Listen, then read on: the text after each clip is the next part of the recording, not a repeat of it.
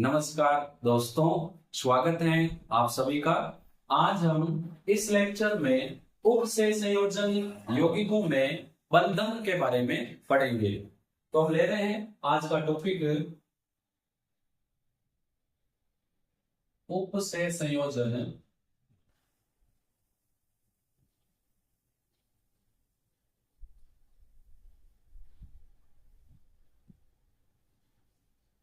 यौगिकों में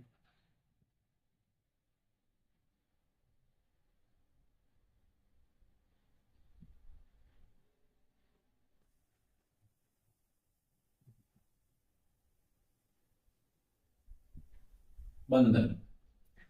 उप से संयोजन या संकुल यौगिक में केंद्रीय धातु परमाणु व लिगेंड के मध्य बंध की प्रकृति को दो सिद्धांतों द्वारा समझाया जा सकता है। देखो, सबसे पहले लिगेंड व केंद्रीय धातु परमाणु के मध्य बंध की प्रकृति को वर्नर ने समझाया था, लेकिन वर्नर सिद्धांत द्वारा हम संकुल यौगिकों की ज्यामिति और चुंबकीय गुणों जैसे गुणों की व्याख्या नहीं कर सकते हैं। तो फर्स्ट ऑफ ऑल मैं आपको यही बता रहा हूं कि संकुल यौगिकों में केंद्रीय धातु परमाणु व लिगेंड के मध्य बंध की प्रकृति को हम दो सिद्धांत द्वारा समझा सकते हैं। नंबर एक, संयोजकता बंध सिद्धांत, जिसको शॉर्ट में बोलते हैं VBT, valence bond theory. Number दो, क्रिस्टल क्षेत्र सिद्धांत CFT। तो मैं इसी को यहां लिख रहा हूं। अब चाहे उप से संयोजक यौगिक है चाहे संकुल यौगिक है, कोई डाउट नहीं होना चाहिए। संकुल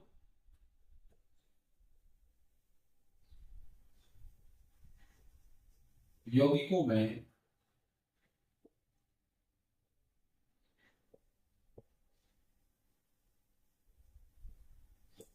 केंद्रीय धातुएं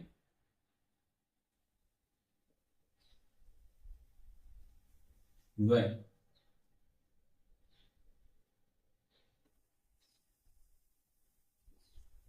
लिगेंड के मध्य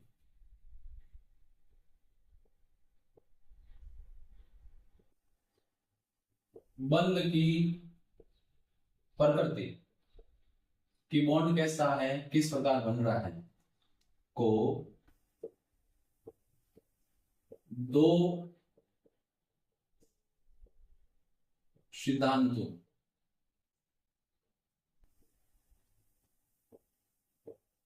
द्वारा समझाया जा सकता है।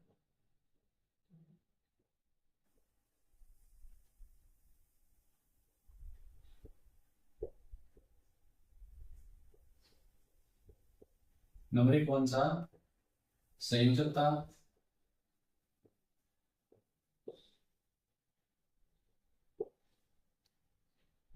बंध सिद्धांत, वैलेंस बॉन्ड थ्योरी, शॉर्ट में इसको लिखेंगे VBT। नंबर दो, क्रिस्टल क्षेत्र सिद्धांत।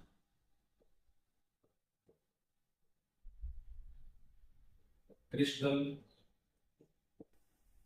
क्षेत्र सिद्धांत यानी क्रिस्टल फील्ड थ्योरी CFT। देखो, सिद्धांत इनके अलावा और भी हैं, ligand field theory, MOT molecular orbital theory, लेकिन अपने 12th केमिस्ट्री में दो सिद्धांत है, तो हम दो सिद्धांत की बात कर रहे हैं। इनमें सबसे पहला हम सिद्धांत ले रहे हैं, नंबर एक, संयोजकता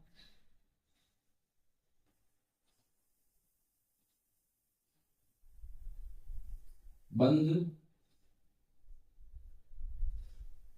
सिद्धांत,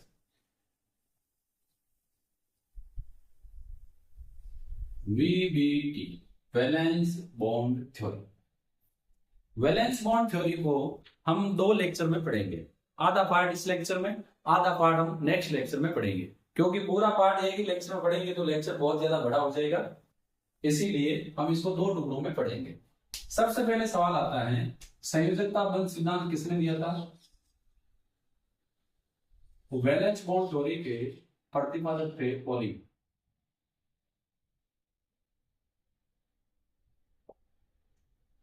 अब देखो, ये सिद्धांत क्या कहता है?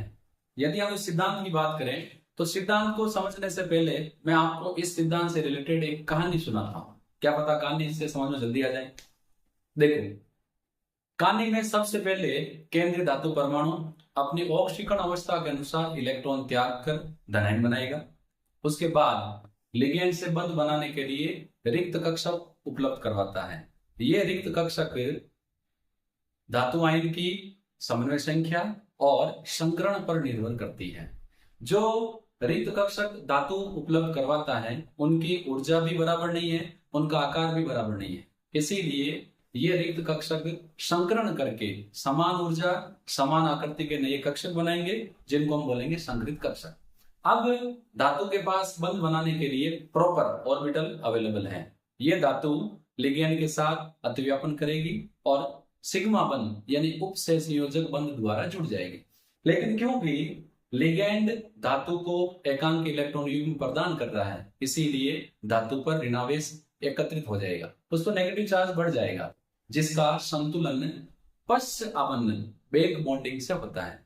बैक बॉन्डिंग में क्या होगा, इसमें धातु के भरे हुए कक्षक और लिगेंड के रिक्त कक्षक उन्हें अतिव्यापन करेंगे, पाई बंध का निर्माण करेंगे, जिससे धातु पर एकत्रित ऋणावेश धातु और लिगेंड के मध्य वितरित हो जाता है, अर्थात जो नेगेटिव चार्ज ज्यादा था वो पुनः बैलेंस हो जाएगा। कहानी समझ में आई? सबसे पहले क्या है, देखो,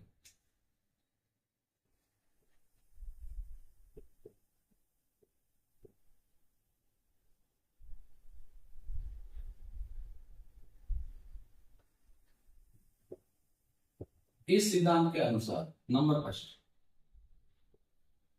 केंद्रीय धातु परमाणु अपनी ऑक्सीकरण संख्या के अनुसार इलेक्ट्रॉन त्याग कर धनायन बनाएगा। अगर कोई +2 दर्शाएगा तो 2 इलेक्ट्रॉन त्यागेगा, 3 दर्शाएगा तो 3 इलेक्ट्रॉन त्यागेगा। तो नंबर 1, सर्वप्रथम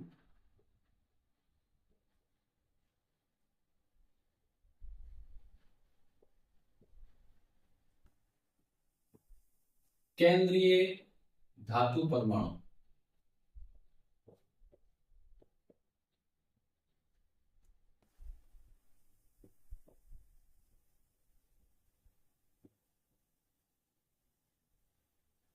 ऑक्सीकरण संख्या के अनुसार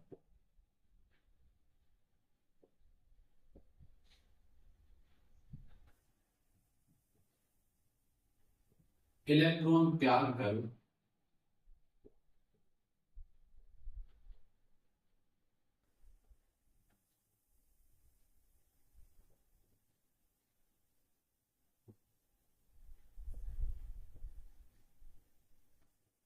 धनायन बनाता है। सेकंड क्या करेगा वो,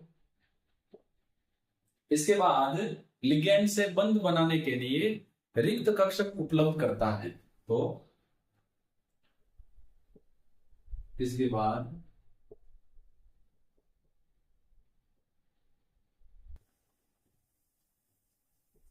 लिगेंड से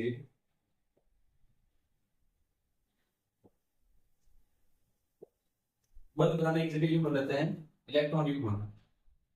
एक ही बात होगी, इलेक्ट्रॉन युग्म ग्रहण करने के लिए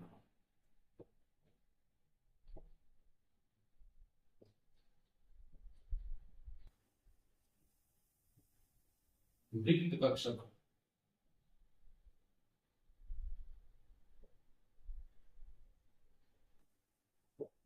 उपलब्ध करता है। अब क्योंकि धातु लिगेंड से लोन पेयर इलेक्ट्रॉन ग्रहण करेगी, इलेक्ट्रॉन युग्म ग्रहण करेगी, तो उसके लिए उसके पास खाली जगह होनी चाहिए। तो क्या करेगा, इलेक्ट्रॉन त्यागने के बाद जैसे ही धनायन बनाएगा, धनायन के बाद वो रिक्त कक्षक उपलब्ध करता है। अब ये किसके ऊपर डिपेंड करेगी, रिक्त कक्षकों की संख्या, यानी इनकी संख्या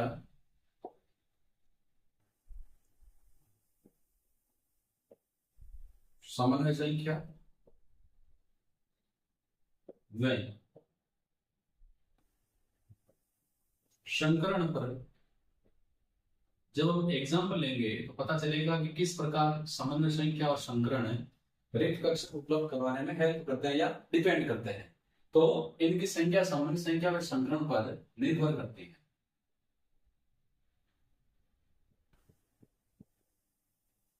अब क्या होगा, रिक्त कक्षक उपलब्ध हो गए, लेकिन जो रिक्त कक्षक हैं उनकी आकृति और ऊर्जा भिन्न भिन्न है। तो यह है रिक्त कक्षक। जितने भी रिक्त कक्षक हैं वो क्या करेंगे, संकरण करेंगे, संकरण द्वारा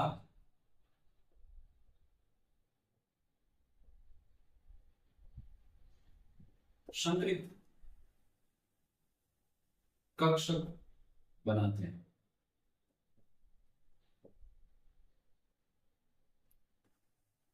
जो संकरित कक्षक है इनकी ऊर्जा और आकृति समान होती है।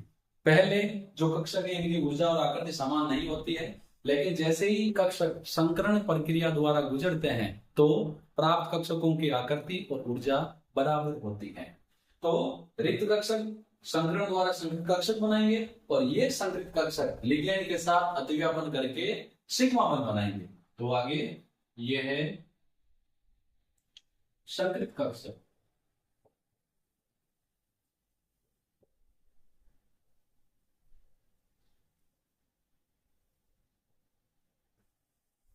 लिगैंड से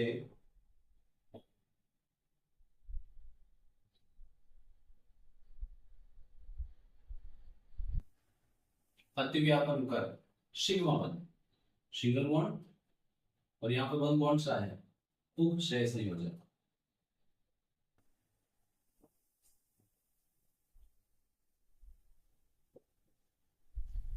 बनाते हैं।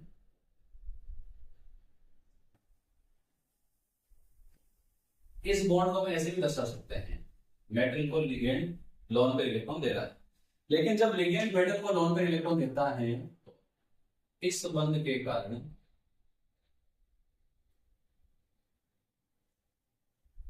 धातु आयन पर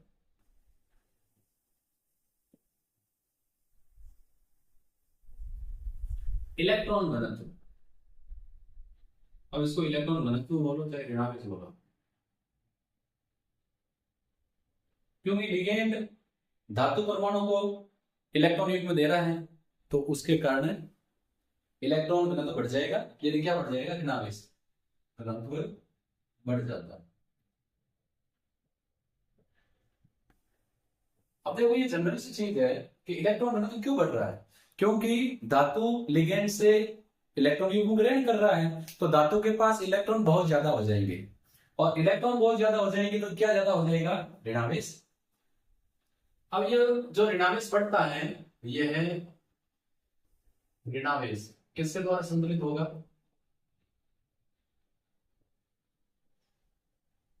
फर्श आबंधन, जिसको हम बोलते हैं बैक बॉन्डी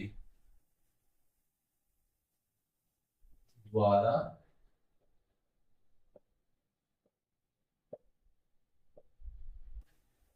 संतुलित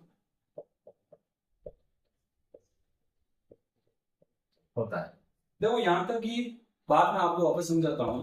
सबसे पहले केंद्रीय धातु परमाणु अपनी ऑक्सीकरण संख्या के अनुसार इलेक्ट्रॉन त्याग कर धनायन बनाता है। उसके बाद लिगेंड से बंध बनाने के लिए रिक्त कक्षक उपलब्ध करवाता है। इन कक्षकों की संख्या समन्वय संख्या और संकरण पर निर्भर करती है। ये कक्षक संकरण द्वारा संकरित कक्षक बनाते हैं। धातु के ये संकरित कक्षक लिगेंड से अतिव्यापन करके सिग्मा बंध उपसह संयोजक बंध बनाते हैं। इस बंध के कारण धातु पर इलेक्ट्रॉन घनत्व या ऋणावेश बढ़ जाता है और ये ऋणावेश पश्च आबंधन द्वारा संतुलित होता है। अब सवाल ये आता है कि ये पश्च आबंधन क्या है।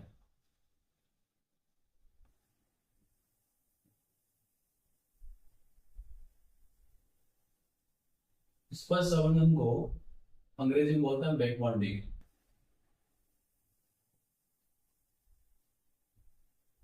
अभी यहां पर लिगेंड धातु को इलेक्ट्रॉन युग्म दे रहा था, अब इसका ठीक उल्टा होगा। अब धातु लिगेंड को इलेक्ट्रॉन युग्म दे रही है। यहां पर देखो लिगेंड धातु को इलेक्ट्रॉन युग्म दे रहा है, लेकिन बैक बॉन्डिंग में धातु लिगेंड को इलेक्ट्रॉन युग्म देगी। तो इसमें क्या होगा, धातु के भरे हुए असंकृत कक्षक व लिगेंड के रिक्त बंधी या विपरीत बंधी कक्षक परस्पर अतिव्यापन कर पाई बंध बनाएंगे और पाई बंध के कारण धातु पर एकत्रित ऋणावेश धातु और लिगेंड के मध्य संतुलित हो जाता है या वितरित हो जाता है। जो धातु पर एक्स्ट्रा चार्ज था वो धातु और लिगेंड के मध्य बैक बॉन्डिंग के कारण धातु और लिगेंड दोनों पर बराबर मात्रा में वितरित हो जाएगा। जाहिर सी बात है कि यहाँ पर बैक बॉन्डिंग में धातु लिगेंड को इलेक्ट्रॉन युग्म दे रही है, तो धातु के पास इलेक्ट्रॉन युग्म होने चाहिए यानी भरे हुए कक्षक होने चाहिए, और लिगेंड धातु से ले रहा है तो लिगेंड के पास खाली कक्षक होने चाहिए। तो इसी बात को मैं यहाँ समझा रहा हूं। देखो बैक बॉन्डिंग में क्या होगा, धातु के भरे हुए या इसको ऐसे भी बोल सकता है युग्मित इलेक्ट्रॉन युक्त कक्षक बॉन्ड से असंकृत, तो भरे हुए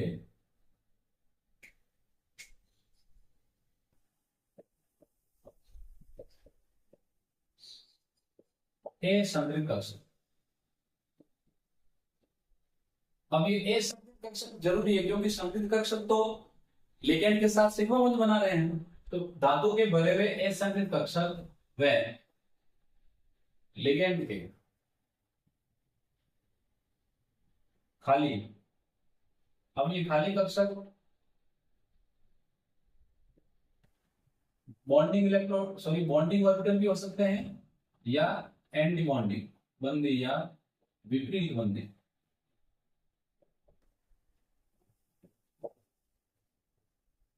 कक्षक परस्पर अतिव्यापन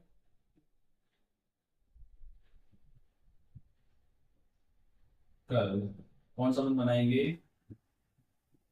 पाई बंध बनाते हैं। इससे बैक बॉन्डिंग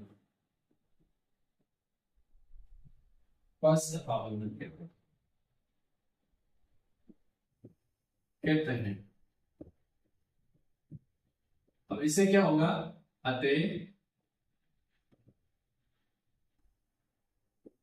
धातु पर एकत्रित ऋणावेश धातु में लिगेंड के मध्य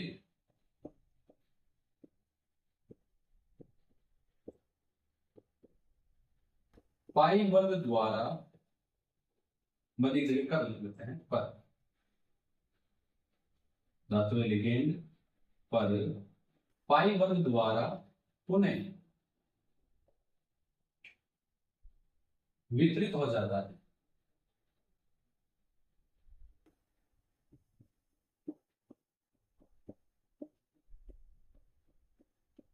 तो यहां पर क्या हुआ है, जब लिगेंड धातु आयन को इलेक्ट्रॉन युग्म प्रदान करता है तो धातु पर ऋणावेश एकत्रित हो जाता है। उसको संतुलित करने के लिए धातु के भरे हुए असंकृत कक्षक, इसको हम डी कक्षक कर लेते हैं, डी कक्षक, और लिगेंड के रिक्त बंधी या विपरीत बंधी कक्षक परस्पर अतिव्यापन कर पाई बंध बनाते हैं। और इस बैक बॉन्डिंग से क्या होगा, धातु पर जो ऋणावेश एकत्रित हुआ है वो धातु व लिगेंड पर पाई बंध द्वारा पुनः वितरित हो जाता है। जब बैक बॉन्डिंग होगी तो पाई बंध बनेगा और इस पाई बंध के कारण जो धातु पर ऋणावेश था वो धातु व लिगेंड दोनों पर वितरित हो जाएगा, अर्थात कुछ धातु पर जाएगा कुछ लिगेंड पर जाएगा और ऋणावेश संतुलित हो जाएगा। तो ऋणावेश को संतुलित करने में बैक बॉन्डिंग की बहुत ज्यादा भूमिका होती है। अब देखो सपोज करो ये मेटल है और ये कोई लिगेंड है, जैसे कार्बोनिल मान लो, ये इस लिगेंड का भरा हुआ कक्षक और ये मेटल का एक कक्षक बारहवें कक्षक को हम ऐसे दर्शाते हैं। फिर ये मेटल का भरा हुआ डी कक्षक बना लेते हैं, भरे हुए डी कक्षक को ऐसे बना लेते हैं।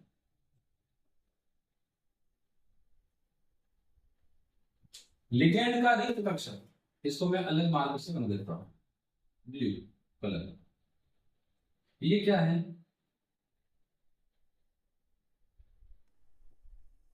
लिगेंड का रिक्त कक्षक।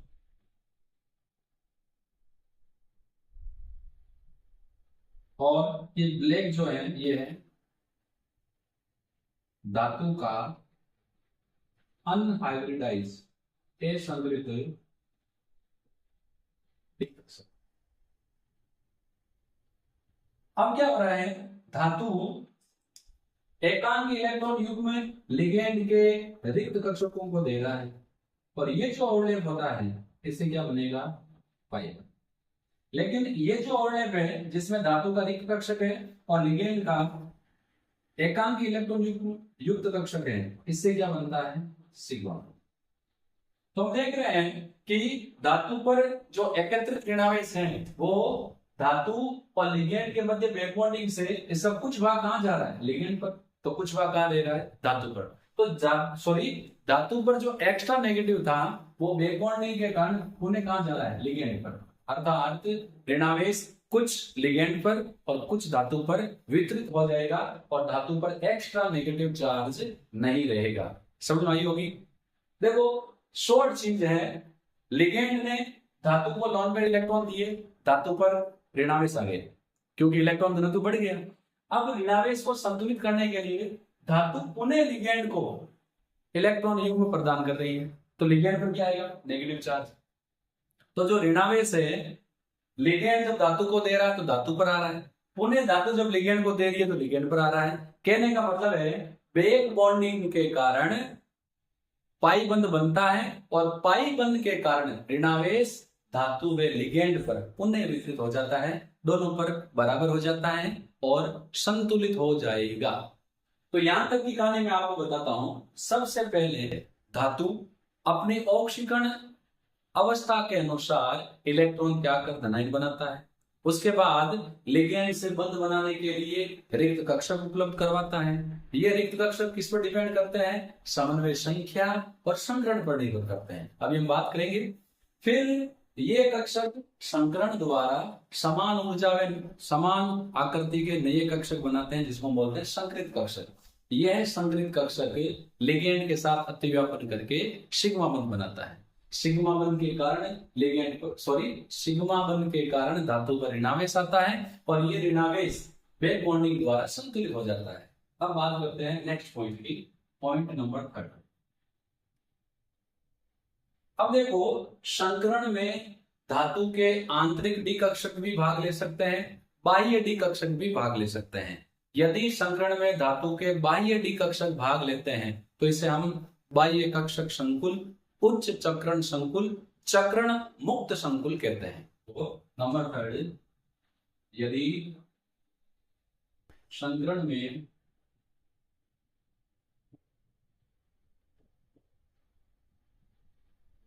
धातु के बाह्य डी कक्षक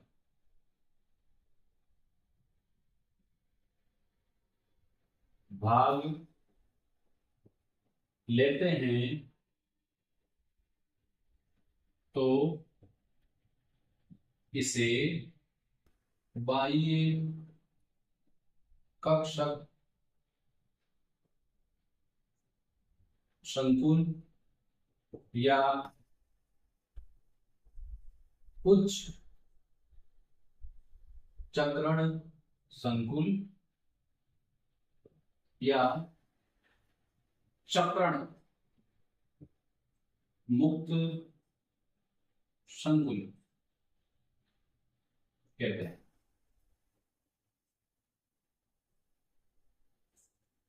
देखो बाह्य डी कक्षक भाग ले रहे हैं तो बाह्य कक्षक संकुल बनेगा, और जब बाह्य डी कक्षक भाग लेते हैं तो अयुग्मित इलेक्ट्रॉन अधिक होते हैं, उस कंडीशन में चक्रण अधिक होगा, इसीलिए लिखा हाई स्पिन कॉम्प्लेक्स।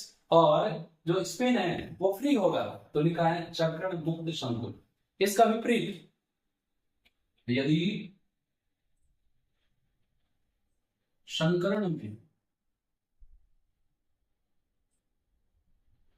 धातु के आंतरिक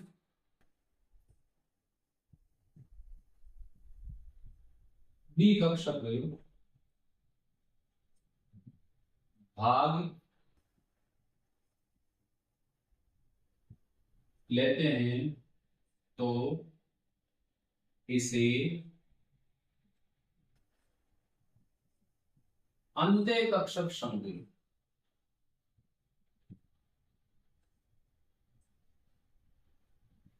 या निम्न चक्रण शंकुल या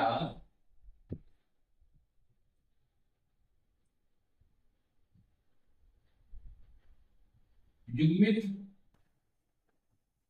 चक्रण शंकुल कहते हैं।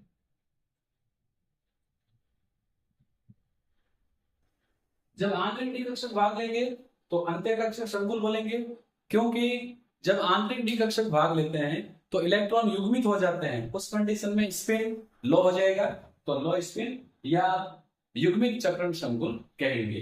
बोर्ड इरेज करते हैं, फिर आगे लेते हैं।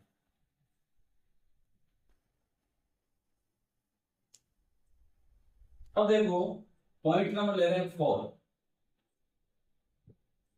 यदि हमें संकुल यौगिक के संकरण का ज्ञान है तो संकरण द्वारा हम बंधकोण, ज्यामिति व चुंबकीय गुण की जानकारी प्राप्त कर सकते हैं। तो संकुल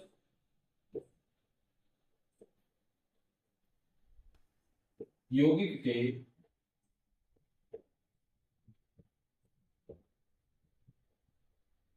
संकरण का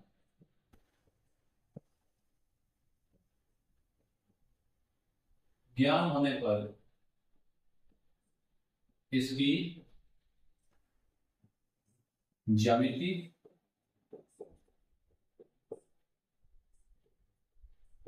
बंधकोण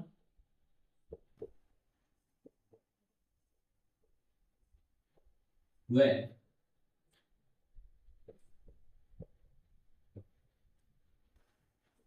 चुंबकीय गुण की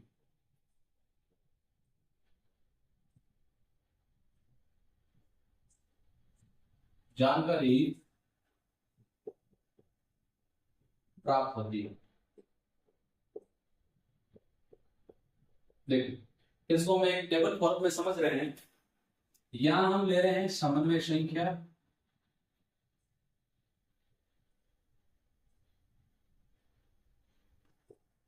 फिर हम ले रहे हैं संकरण, फिर हम ले रहे हैं ज्यामिति। एग्जाम्पल लिखेंगे समन्वय संख्या जैसे 4, समन्वय संख्या 5, समन्वय संख्या 6। यदि समन्वय संख्या 4 है तो संकरण दो प्रकार के हो सकते हैं, sp3 हो सकता है या dsp2 हो सकता है। यदि समन्वय संख्या 5 है तो संकरण होगा sp3d।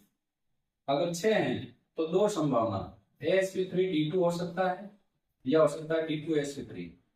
ये d2sp3 sp3d2 किस प्रकार होंगे हम एग्जाम्पल द्वारा हर एक को समझेंगे। जब समन्वय संख्या 4 होती है, संकरण होता है sp3, तो संरचना कैसी होगी, चतुष्फलक।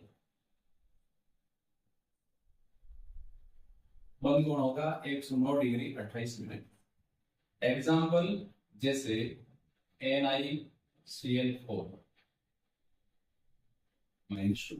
जब संकरण dsp2 होता है तो संरचना होगी स्क्वायर प्लेनर वर्ग समतलीय।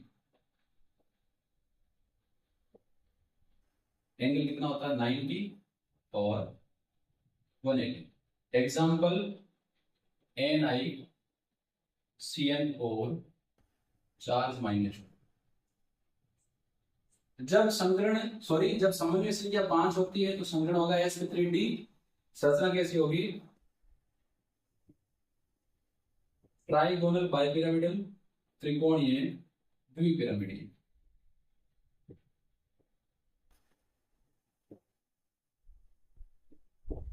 इसके एग्जाम फ्रेंड 12th केमिस्ट्री में नहीं है, तो खाली आप संरचना का ध्यान रखें। जब समन्वय संख्या 6 होगी तो समीकरण होगा sp3d2। ज्यामिति कैसी होगी? अष्टफलक की।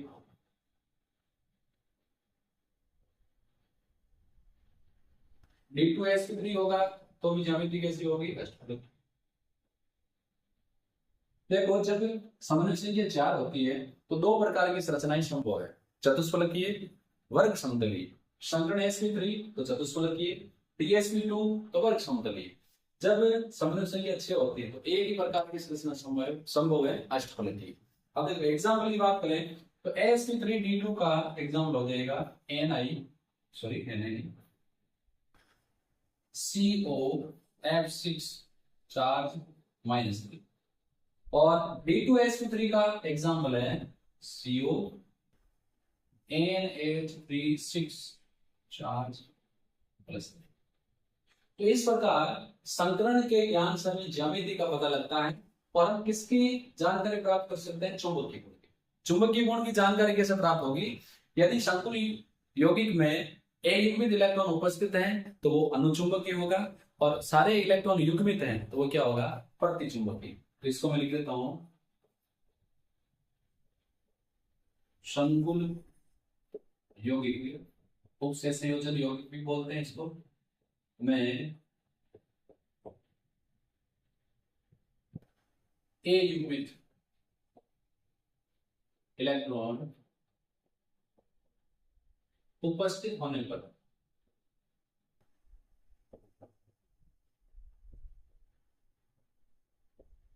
यह है अनुचुंबकीय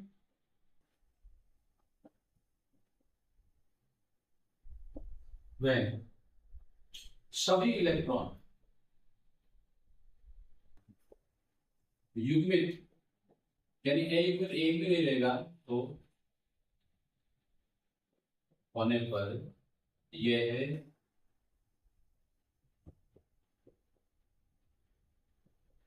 प्रतिचुंबकीय होगा। बस ये बात आप ध्यान रखें। बुक में अलग से मेंशन है, संयोजकता सिद्धांत के आधार पर संकुल यौगिकों का चुंबकीय गुण। मैं इसको आपको समझा देता हूं। संकुल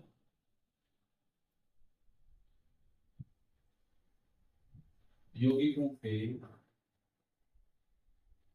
चुंबकीय गुण, magnetic properties of complex compound. हमने चुंबकीय गुण को डी ब्लॉक वाले चैप्टर में पहले से ही पढ़ रखा है। एक परमाणु में उपस्थित ऋणावेशित इलेक्ट्रॉन दो प्रकार की गति करता है, कक्षकीय गति और चक्रण गति। कक्षकीय गति के कारण उत्पन्न चुंबकीय आघूर्ण कक्षीय चुंबकीय आघूर्ण, फिर चक्रण गति के कारण उत्पन्न चुंबकीय आघूर्ण चक्रण चुंबकीय आघूर्ण कहलाता है। अतः एक परमाणु नन्हे चुंबक की भांति व्यवहार करता है।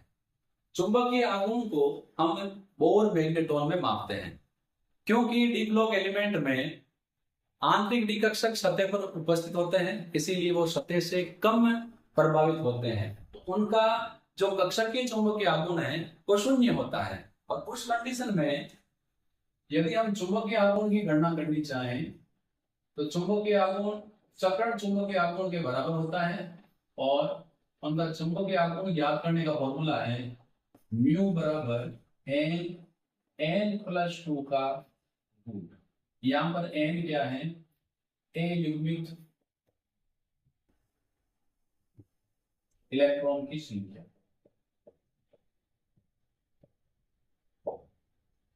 और चुंबकीय आघूर्ण को किसमें मापते हैं? चुंबकीय आघूर्ण को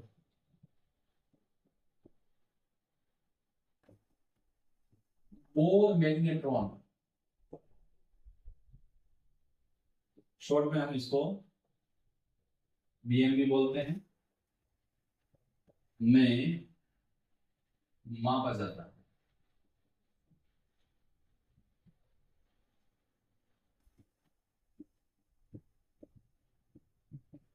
एक एग्जाम्पल की बात करते हैं। जैसे मान लो